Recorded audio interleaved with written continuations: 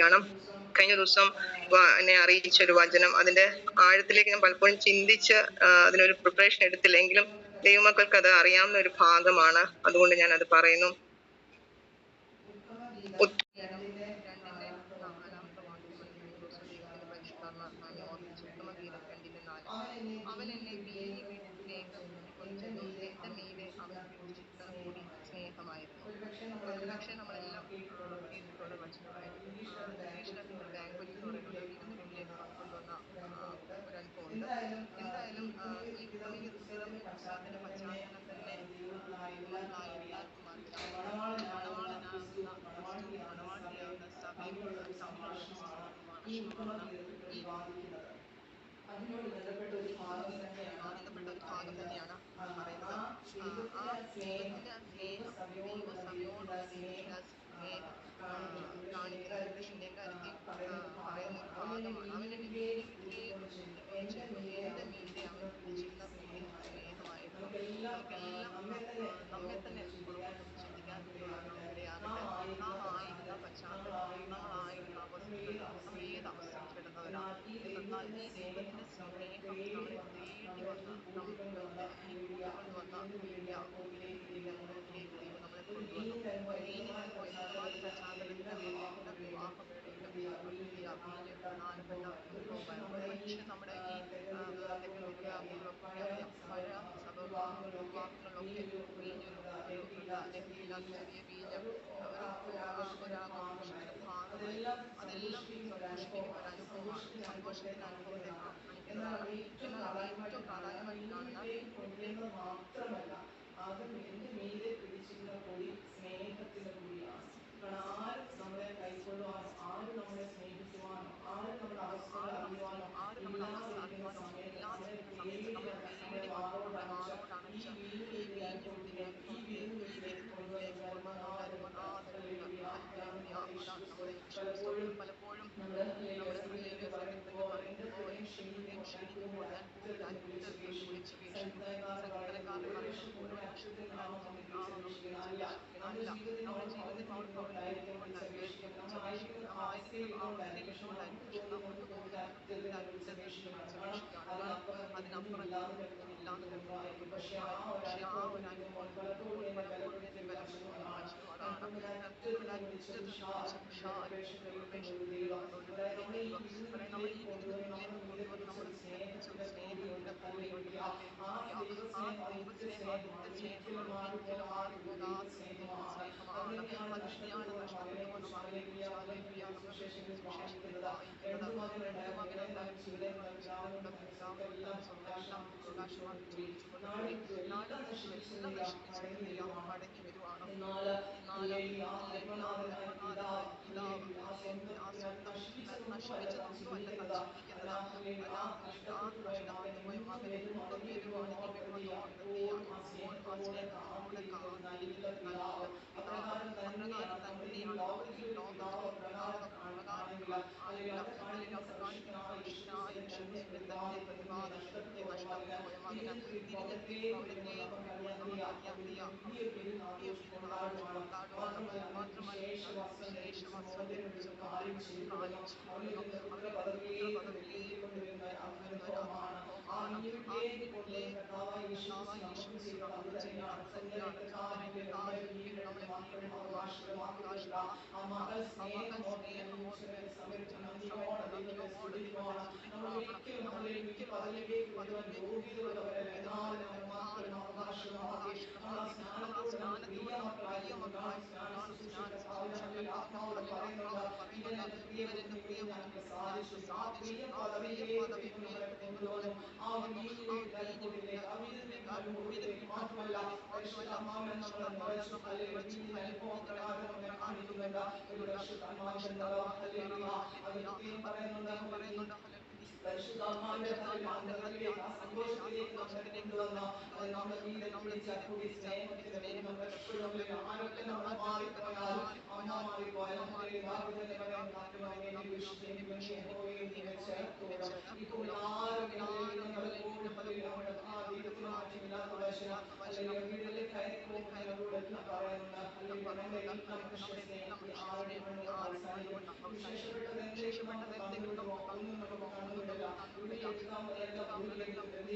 അല്ലെങ്കിൽ അവർക്ക് ധരിപ്പിക്കാവുന്ന ഒരു വസ്ത്രം മാന്യമായി ധരിപ്പിച്ച് നമ്മളെ കുറിച്ച് അത്രേ ഉള്ളൂ അല്ലേ.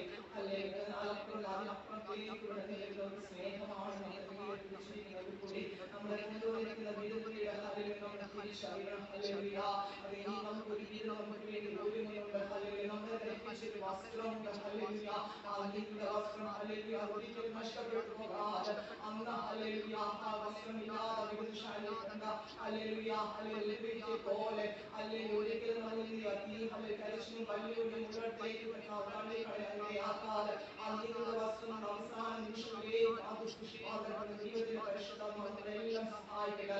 അതൊരിക്കലും മലിനപ്പെട്ടു പോകാതെ അല്ലെങ്കിൽ ദൈവം നമ്മളെ കൊണ്ടുവന്നത്തോളം നമ്മളെ നീതീകരിച്ചപ്പോൾ നമ്മളെ ധരിപ്പിച്ചിരിക്കുന്ന ഒരു വസ്ത്രമുണ്ട്. അത് നഷ്ടപ്പെട്ടു പോകാതെ അന്ത്യത്തോടെ കാത്തു സൂക്ഷിക്കാൻ ദൈവം നമ്മളെ സഹായിക്കട്ടെ. നമ്മളെ കൊണ്ടുവന്നിരിക്കുന്ന ഒരു വീട്ടിലേക്കാണെന്നുള്ള ബോധ്യം നമ്മൾ എപ്പോഴും ഉണ്ടായിരിക്കണം. എന്നാൽ പിശാച് നമ്മുടെ ജീവിതത്തെ നശിപ്പിക്കുവാൻ, നിരാശപ്പെടുത്തുവാൻ അല്ലെങ്കിൽ അസ്വസ്ഥപ്പെടുത്തുവാൻ പലതും കൊണ്ടുവരുമ്പോൾ ഓർക്കുക, നമ്മുടെ നീതിയെ പിടിച്ചിരിക്കുന്ന ഒരു കൊടിയുണ്ട്, സ്നേഹത്തിന്റെ കൊടിയുണ്ട്.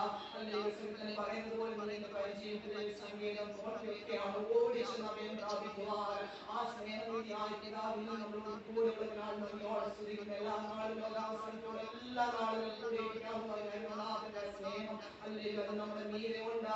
അതുപോലെ തന്നെ ദൈവത്തെ സ്തുതിക്കുവാൻ ആയിരിക്കണം. സകല സഹോദരിമാർ ദൈവദാസന്മാർ എല്ലാവരും സ്തുതിക്കുന്നു. ഈ 2024 ഈ ദിവസം വരെ നമ്മൾ ജീവനോടെ പരിപാലിച്ച ആ ദൈവത്തിന്റെ സ്നേഹം മാത്രമാണ്. ഓരോരുത്തർക്കും അത് പറയുന്നു. ശാരീരികമായി തളർന്നുപോയ സ്ഥാനത്ത്, മാനസികമായി തളർന്നുപോയ സ്ഥാനത്ത്, ഭവനത്തിൽ സംഭവിച്ച വിഷയങ്ങൾ അല്ലെങ്കിൽ മറ്റു വിഷയങ്ങളിലൊക്കെ തളർന്നു പോകരുത്. എന്നാൽ അതിന് മീതെയൊക്കെ ദൈവത്തിന്റെ സ്നേഹം കരുതൽ നമ്മൾ അനുഭവിച്ചുകൊണ്ടാണ് ഇന്ന് പകൽക്കാലം നമ്മളായിരിക്കുന്നത്. നമ്മോട് സ്തുതിക്കുന്നു. അത് വീടിന്റെ അനുഭവത്തിലേക്ക് ദൈവം കൊണ്ടുവന്നില്ല. അനേക ശാരീരിലേക്ക് കൊണ്ടുവരുവാൻ ദൈവം പിന്നെയും സഹായിക്കട്ടെ. നമ്മുടെ മീതെ പിടിച്ചിരിക്കുന്ന കൊടി, അത് സ്നേഹത്തിന്റെ കൊടി, അതൊരിക്കലും നമ്മൾ മാറിപ്പോകത്തില്ല. അനേക സ്നേഹത്തിന്റെ കൊടി കീഴിലേക്ക് കൊണ്ടുവരുവാൻ വലിയവനായ ദൈവം നമ്മളെ സഹായിക്കട്ടെ. ഇപ്രകാരം ഒരു അവസരം നൽകി തന്ന പ്രിയപ്പെട്ടവരോട് നന്ദി പറഞ്ഞുകൊണ്ട് ഞങ്ങളെ ഓർത്ത് പ്രാർത്ഥിക്കുന്ന പറഞ്ഞുകൊണ്ട് ദൈവത്തെ കാണുന്നു.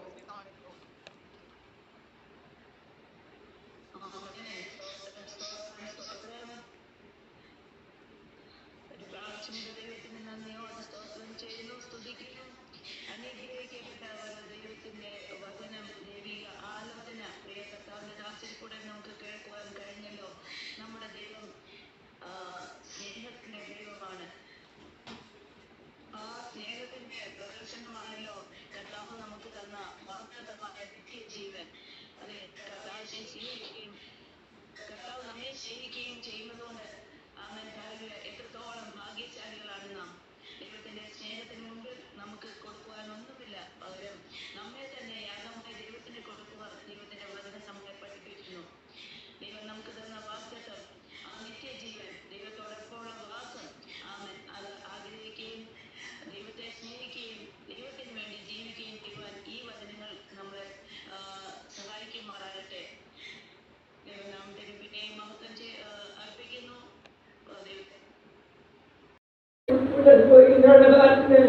പ്രശ്നമുണ്ട്, അങ്ങനെ കിഡ്നി, അങ്ങനെ വളരെയധികം പ്രശ്നം അനുഭവിക്കുന്നത് ശരീരത്തിന് ദൈവം ഒരു പൂർണ്ണമായ സൗഖ്യം കൊടുത്തു. പൂർണ്ണതയോടായി ദൈവസഭയുടെ പ്രാർത്ഥന ചോദിക്കുന്നു. കഴിഞ്ഞ നാളൊക്കെ ദൈവസഭയുടെ പ്രാർത്ഥന പ്രശ്നമുണ്ട്, അങ്ങനെ കിഡ്നി, അങ്ങനെ വളരെയധികം പ്രശ്നം അനുഭവിക്കുന്നത് ശരീരത്തിന് ദൈവം ഒരു പൂർണ്ണമായ സൗഖ്യം കൊടുത്തു. പൂർണ്ണതയോടായി ദൈവസഭയുടെ പ്രാർത്ഥന ചോദിക്കുന്നു. കഴിഞ്ഞ നാളൊക്കെ ദൈവസഭയുടെ പ്രാർത്ഥന എനിക്ക് അനുഭവത്തിന് വളരെ അനുഗ്രഹമായിരുന്നു. തുടർന്ന് സഭയുടെ ദേവദാസിനെ കുടുംബത്തിനും പ്രാർത്ഥനയെ ചോദിച്ചുകൊണ്ട് ചെറിയ സാക്ഷിയിരുന്നു.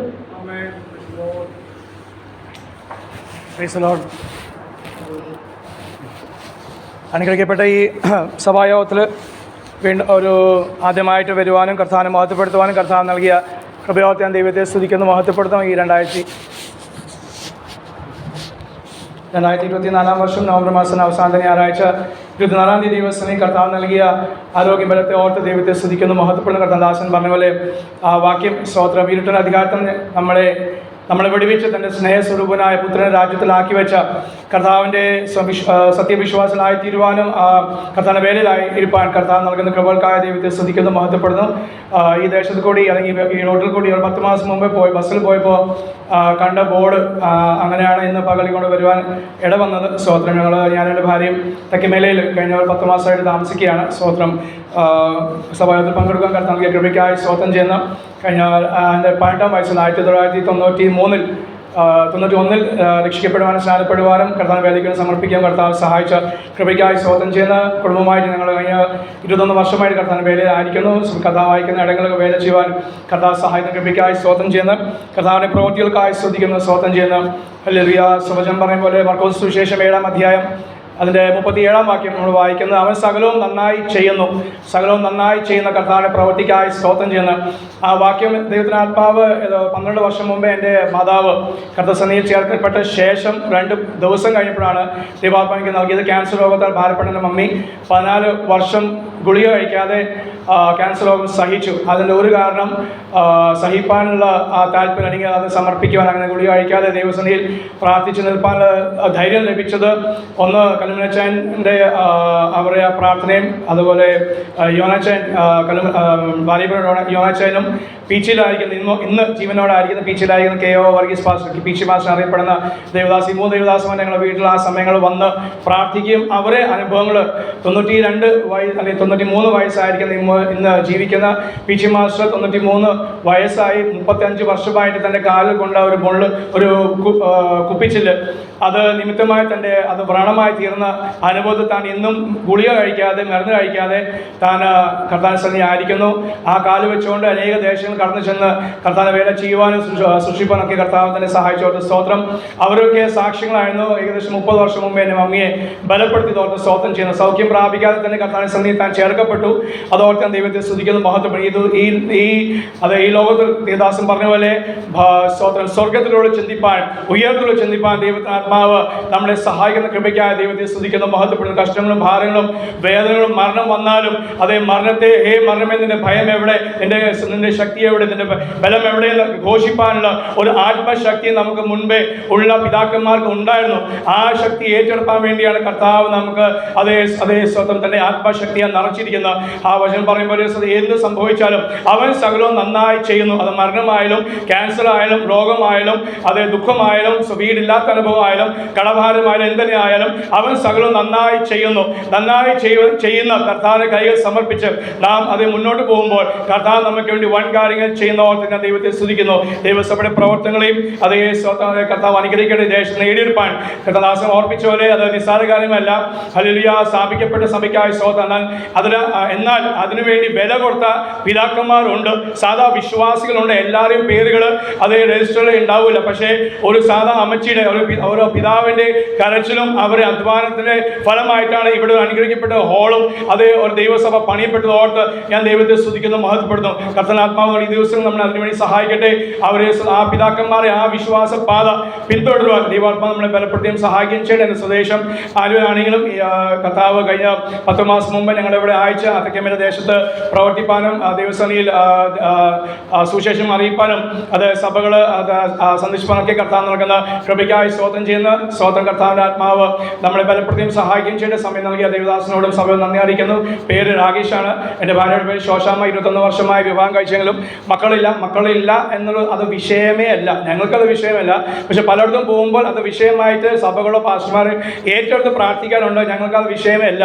സ്വർഗത്തിലെത്തുന്ന കർത്താവ് ഏൽപ്പിച്ച വേല അത് പൂർത്തീകരിക്കാം എന്നുള്ളൂ. സ്തോത്രം. ഒരു കാര്യം, മക്കളില്ലെങ്കിലും വീടില്ലെങ്കിലും ഭാര്യയില്ലെങ്കിലും ഭർത്താവില്ലെങ്കിലും ആരും ഇല്ലെങ്കിലും സർവശക്തനായ ദൈവം എന്നോട് കൂടെ ഉണ്ട് എന്ന ഉറപ്പും ധൈര്യം അത് എൻ്റെ കഴിവല്ല. എനിക്ക് വേണ്ടി പ്രാർത്ഥിക്കുന്ന കഴിഞ്ഞ നാളുകളിൽ ഉത്തരേന്ത്യയിലും കേരളത്തിലും എന്നാൽ കാസർഗോഡ്, കണ്ണൂർ, കോഴിക്കോട്, മലപ്പുറം ജില്ലയിൽ പോയി പ്രവർത്തിപ്പാനും ജമ്മു കശ്മീർ, ആസാം വരെ ദേശങ്ങൾ ഞങ്ങൾക്ക് രണ്ടുപേർക്കും പോകാൻ ആരോഗ്യത്തോടെ അല്ലതാനും സ്തോത്രം വളരെ പ്രയാസം, ശാരീരിക പ്രയാസം രണ്ടുപേർക്കും ഉണ്ടായിട്ട് ദൈവാത്മാ നിയോഗത്താൽ പോയപ്പോൾ കർത്താവ് ഞങ്ങളെ ബലപ്പെടുത്തി ആ ദേശങ്ങളോർത്ത് അവിടെ ഇരുന്ന് കരയുവാൻ കർത്താവ് സഹായിച്ചു കൃപയ്ക്കായി സ്തോത്രം ചെയ്യുന്നു.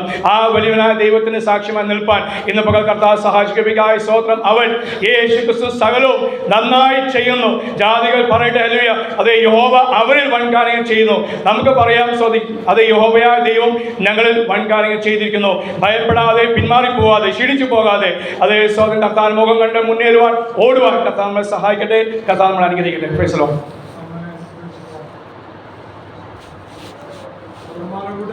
സാക്ഷ്യം പറയാം.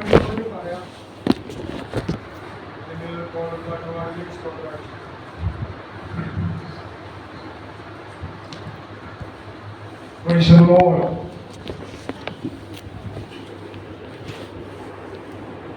Hallelujah. വീണ്ടും പ്രാർത്ഥിക്കാം. ആകാശം ഭൂമി ഉണ്ടാക്കി ഞങ്ങളെ സ്വർഗീയ പിതാവാൻ ദൈവമേ, 2024 വർഷം നവംബർ മാസം 27 തീയതി ബുധനാഴ്ച ഈ പകൽനാൾ ഞങ്ങൾ വീണ്ടും അങ്ങേ സ്തുതിക്കുന്നു, സ്തോത്രം ചെയ്യുന്ന കഴിഞ്ഞ ദിവസങ്ങളെല്ലാം നിങ്ങൾ ഓരോരുത്തരും കർത്താവ് വായിക്കുന്ന സ്ഥാനത്ത് ഉള്ളം കൈ വായിച്ചു പങ്കുവയ്ക്കായി സ്തോത്രം. കർത്താവ് ദൈവസഭകളെ, ദൈവദാസന്മാരെ, കുടുംബങ്ങളെ, ദൈവമക്കളെയും കുടുംബങ്ങളെല്ലാം കർത്താവ് വായിച്ചു പങ്കുവയ്ക്കായി സ്തോത്രം ചെയ്യുന്നു. യഹോവ ഈരിയായി, യഹോവ ശാലമായി, യഹോവ നിസിയായി ഒക്കെ ഞങ്ങൾക്ക് വേണ്ടി കർത്താവ് ഓരോ സമയങ്ങളും ഞങ്ങൾ ഈ മരുഭൂമി യാത്രയിൽ വെളിപ്പെട്ട് വന്ന കൃപയോട്ട് ഞങ്ങൾ അങ്ങനെ സ്തുതിക്കുന്നു. അങ്ങനെ ദയക്കായി, വിശ്വസിക്കായി, ദീർഘക്ഷമയ്ക്കായി, നിത്യസ്നേഹത്തോട്ട് ഞങ്ങൾ സ്തുതിക്കുന്നു, സ്തോത്രം ചെയ്യുന്നു.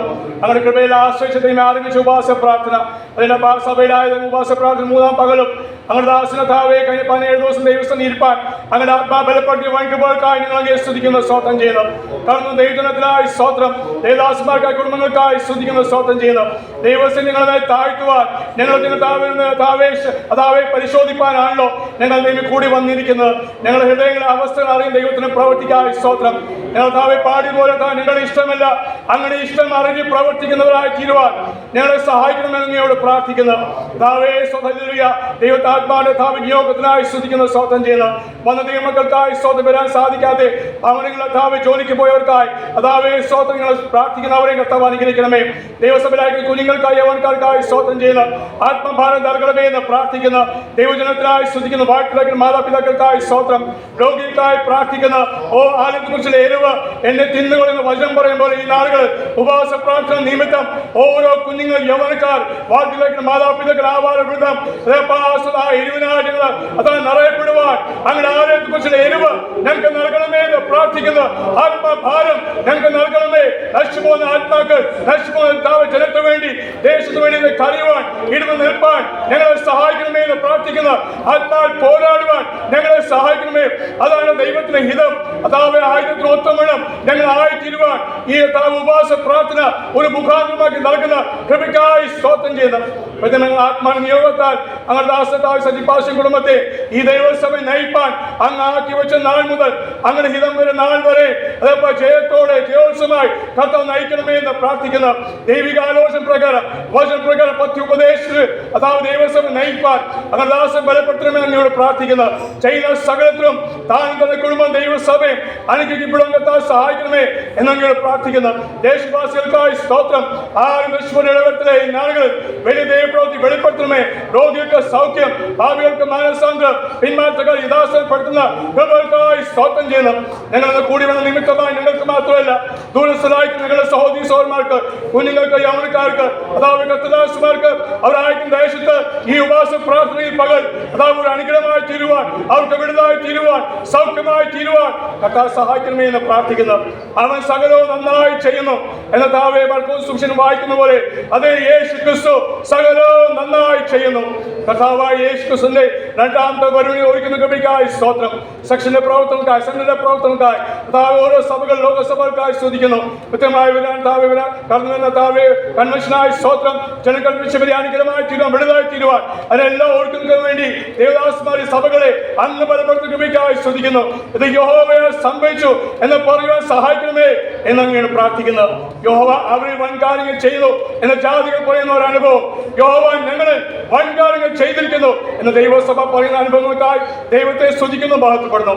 ദൈവപ്രവർത്തിക്കായി സ്തോത്രം പറഞ്ഞു, സൃഷ്ടിക്കായി സ്തുതിക്കുന്നു. സ്വർഗ്ഗത്തിനേക്കും സ്ഥിരമായിരിക്കുന്ന വചനം ഇന്ന് പകൽ ഞങ്ങളുടെ കാതുകൾക്ക് കേൾപ്പാൻ നൽകുന്ന സൗഭാഗ്യത്തിനായി സ്തോത്രം. അതേ പാലിനെ മറക്കാതെ വേണം അത് ഓർത്തുകൊണ്ട് ഞങ്ങളെ ശോധന ചെയ്ത് ആത്മാൽ ബലമേറ്റെടുത്തുകൊണ്ട് സൗഖ്യം പ്രാപിച്ച് സന്തോഷത്തോടെ താഴെ പോകുവാൻ ഞങ്ങളെല്ലാം സഹായിക്കണമേ എന്ന് പ്രാർത്ഥിക്കുന്നത്. കാൽവരി ക്രൂശ് ഞങ്ങൾക്ക് വേണ്ടി അനുഭവിച്ചത് രക്ഷ പായിപ്പാൻ വേണ്ടിയാണല്ലോ. നിങ്ങൾ നഷ്ടപ്പെട്ടു പോയ ആ സ്വർഗീയമാതിയും അനുഭവങ്ങൾ ജയിക്കുന്നതിന് ഞാൻ എന്നോട് കൂടെ എന്റെ സിംഹാസനത്തിൽ ഇരിപ്പാൻ ബലം നൽകും എന്ന് പറഞ്ഞ വാക്തത്വത്തിനായി ഒരുങ്ങി നിൽപ്പാൻ നിങ്ങളെ സഹായിക്കണമേ. പ്രാർത്ഥനായ സ്തോത്രം, അനുഗ്രഹിച്ചതായ സ്തോത്രം.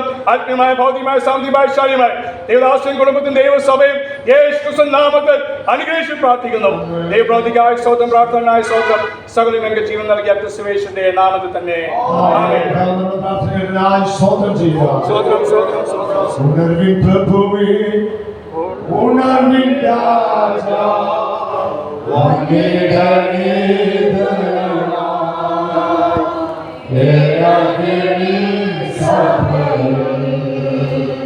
ഉണർവിൻ പ്രഭുവേ, ഉണർവിൻ രാജാ, വന്ദിതനേ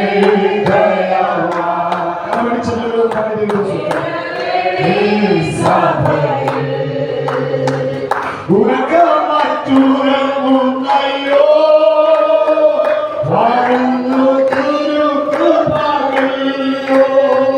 ഉറക്കമറ്റുറങ്ങുന്നയോ വളർന്നു തിരുകൃപയോ.